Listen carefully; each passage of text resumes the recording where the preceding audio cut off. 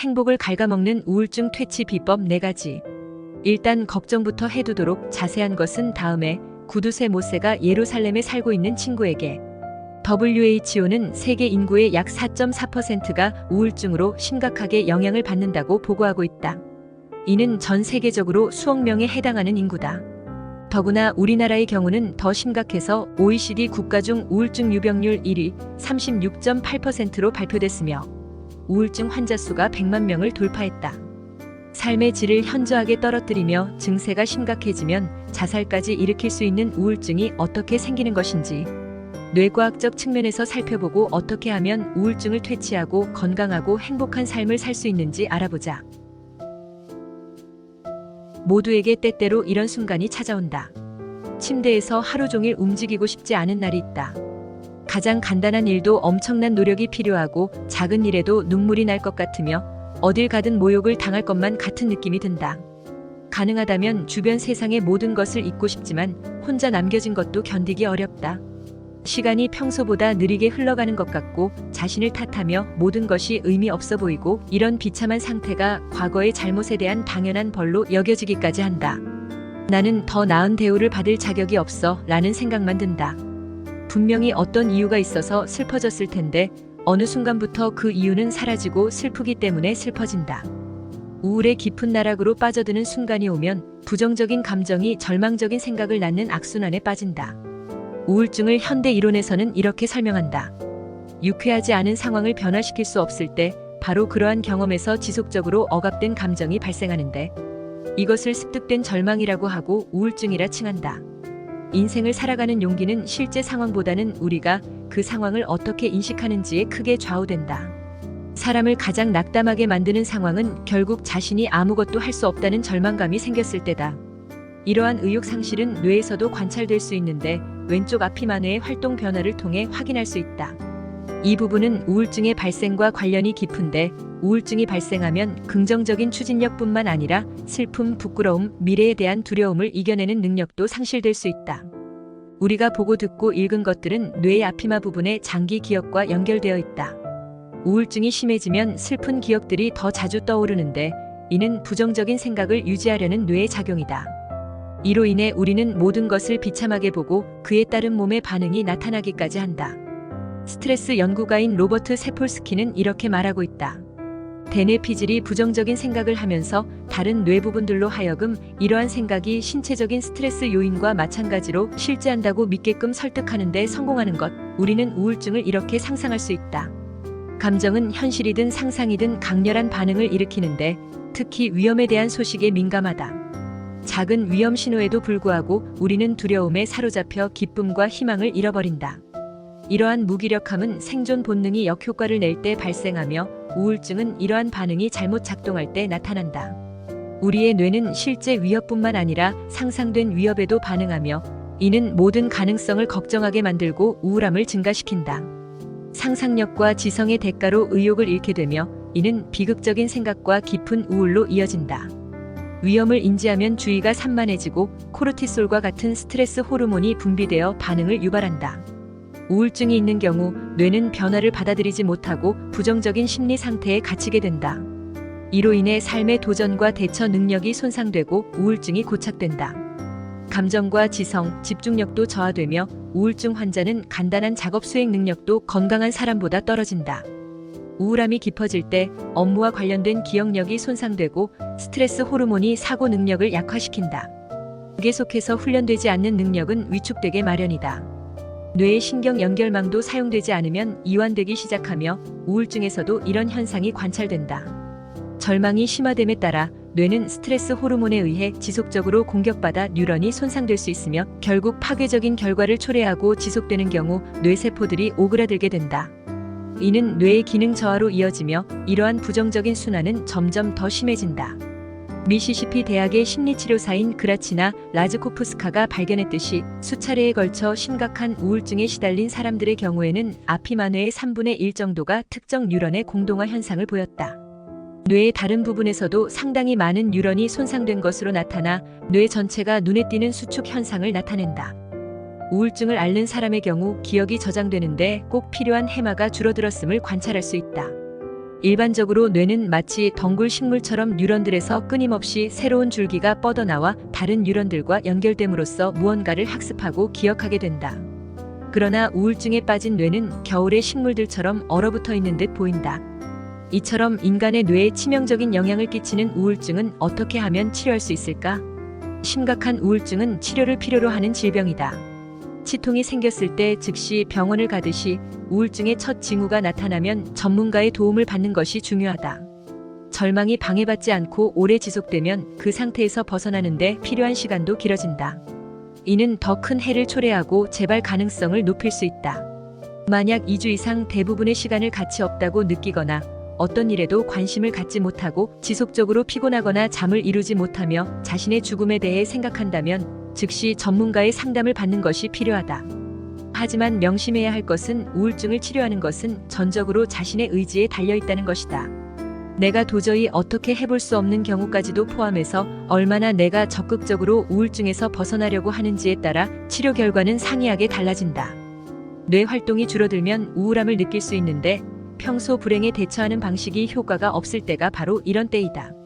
뇌가 너무 적게 움직이면 뇌는 활동을 재개하는데 필요한 자극을 잃게 되며 의욕 상실과 감정 및 지성의 마비가 점점 심해진다. 따라서 아무것도 하지 않음은 우울증 치료법이 될 수 없다.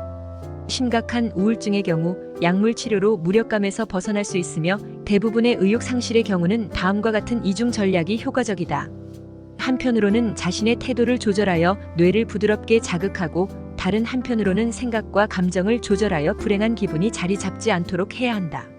상심은 마음의 과부하가 걸렸을 때 나타나는 증상일 수 있다. 사랑하는 사람을 잃었거나 큰 타격을 입었을 때, 가정이나 직장에서 과도한 부담을 느낄 때 또는 휴가로 인해 환경이 갑자기 바뀌었을 때, 이는 유기체에 스트레스를 주어 후퇴를 요구하며 무력감, 슬픔, 피로감 등의 감정으로 나타난다. 이러한 때는 어려움을 피하고 휴식을 취하는 것은 때로는 현명한 선택일 수 있다. 그렇다고 해도 긴 여행 후에 몇 주간이나 쉬는 것은 적절하지 않다. 그러나 가족의 상실과 같은 큰 슬픔의 경우 충분한 시간을 갖는 것이 필요하다. 때로는 더 큰 도약을 위해 한 발 물러서는 것이 현명할 수 있기 때문이다. 우울함은 때로는 스스로 발전하는 메커니즘을 가지고 있다.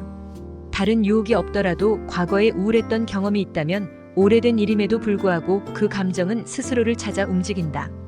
때문에 수동적인 태도로 의욕 부진과 무력감을 더욱 강화하는 것은 바람직하지 않다.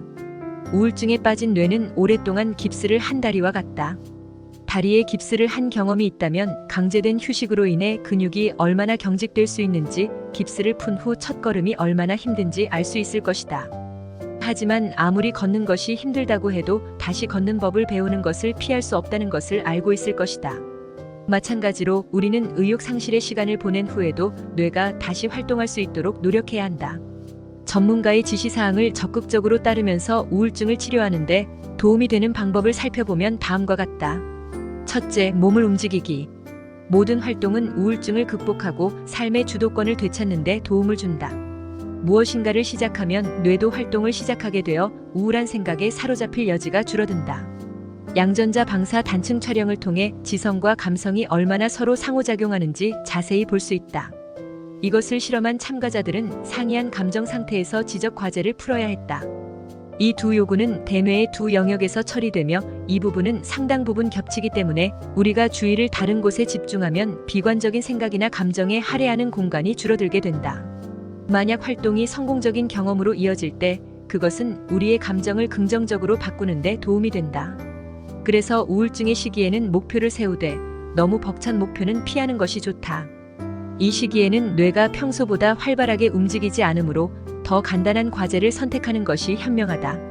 집안일, 청소, 장보기, 우편 정리, 이메일 작성 등은 뇌를 부드럽게 활성화시키는 좋은 방법이다. 이러한 활동들은 큰 노력을 요구하지 않으면서도 스트레스를 주지 않고 성공의 기쁨을 선사한다. 가벼운 일들을 처리하는 것은 의욕 상실 상태에서도 의미 있는 활동이 될 수 있다. 둘째, 스포츠는 우울증을 이겨내는데 아주 좋은 방법이다. 스포츠를 할 때 우리는 자신의 능력에 맞춰 목표를 설정할 수 있다. 운동에 익숙하지 않은 사람도 1.5km만 달려도 마라토너처럼 큰 성취감을 느낄 수 있다. 절대적인 성과보다는 포기하지 않고 훈련 목표를 달성하는 것이 더 중요하다. 많은 사람들이 스포츠를 힘들고 땀 흘리는 활동으로 여겨 좋아하지 않을 수 있지만 그런 활동이야말로 우울한 기분을 해소하는 데 도움이 된다. 내적 갈등과 고통을 극복한 후의 승리는 매우 가치 있기 때문이다. 편안함을 추구하는 내적 저항을 뚫고 무언가를 성취했다는 사실만으로도 우울증의 일부를 물리칠 수 있다. 또한 스포츠는 뇌에 긍정적인 영향을 미치는 활동으로 알려져 있다.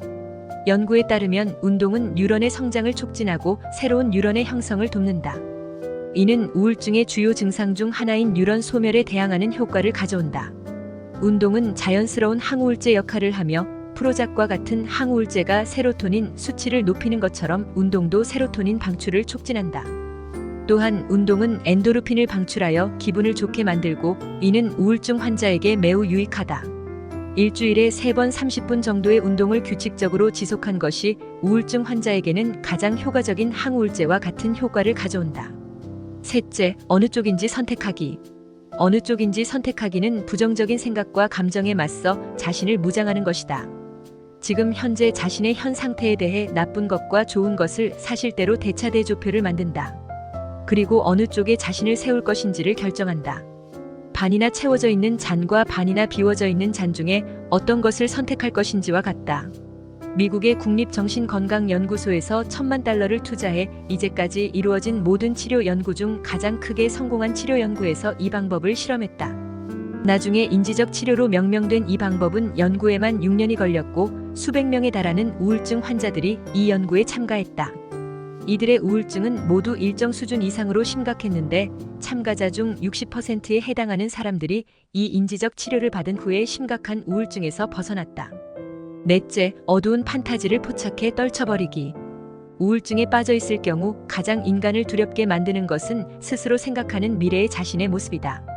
머릿속에서는 부정적인 생각이 폭풍처럼 일어나며 나의 능력 부족으로 내가 세운 모든 계획은 실패할 것이라 예견한다. 그리고 이 모든 것은 가장 나쁜 종류의 두려움을 확인시켜주기에 충분하다. 이러한 생각의 고리는 우리에게는 너무 익숙해서 미처 인식할 새도 없이 일어난다. 가장 우선적으로 해야 할 것은 우리가 그런 습관이 있다는 사실을 알아차리는 것이 중요하다. 그리고 어두운 미래에 대한 모든 생각과 자신의 가치 없음에 대한 생각이 드는 순간 떨쳐버리는 것이다. 자신의 주의력을 즉각 다른 데로 돌려 어두운 생각에 빠져들지 않도록 하는 것이다. 물론 이 방법이 늘 가능한 것은 아니다. 많은 두려움이 끊임없이 의식 속으로 파고든다. 하지만 어두운 생각과 느낌에 대한 통제도 훈련을 통해 습관으로 만들 수 있다.